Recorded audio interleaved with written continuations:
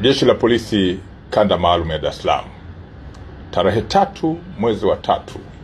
mwaka huu wa 2025 lilimkamata mtu mmoja ambaye amefahamika kwa jina la Joyce Mbaga au maarufu kwa jina la Nicole kwa tuhuma za kujipatia pesa kwa njia ya udanganyifu, lakini kufanya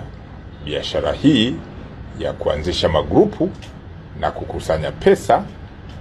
kinyume na sheria ambazo zinahusiana na masuala ya kifedha. Matukio haya yametokea maeneo tofauti tofauti katika jiji la Dar es Salaam na wakati mwingine nje ya mkoa wa Dar es Salaam,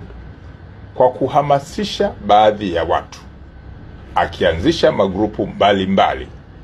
na kuweka majina hewa kwenye magrupu hayo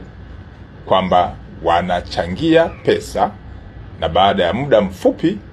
basi utapata kiwango kikubwa cha pesa, swala ambalo baadaye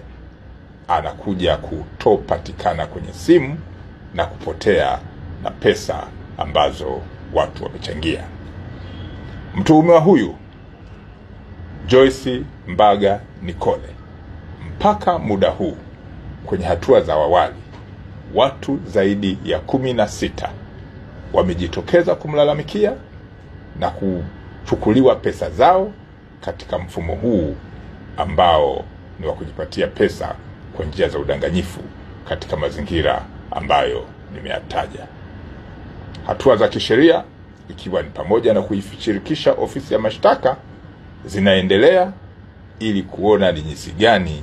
mtuhumiwa huyu atafikishwa kwenye mamlaka zingine za kisheria, ikiwa ni pamoja na mahakama. Aidha, jeshi la polisi linaendelea kutoa tahadhari kwa wananchi kuchukua tahadhari ya kujiunga na magrupu wasioyajua au kujiunga na linki mbalimbali wanazotumiwa wasiozijua, hasa zile ambazo zinawatamanisha, zikiwa zinawahamasisha kuona kwamba wakijiunga na michezo hiyo wanaweza kupata kiwango kikubwa cha pesa na faida kubwa. Swala hilo likikufikirisha na kukifikisha kwenye kiwango hicho, ujue karibu unatapeliwa au pesa yako inachukuliwa kwa njia ya udanganyifu. Narudia, wananchi waendelee kuchukua tahadhari na michezo mbalimbali inayoanzishwa kuhusiana na masuala ya pesa na watu ambao hawajui, au kutumia majina ya watu ya uongo, majina maarufu, na baadaye ikija kuchunguzwa inabainika kwamba watu hao ni walaghai,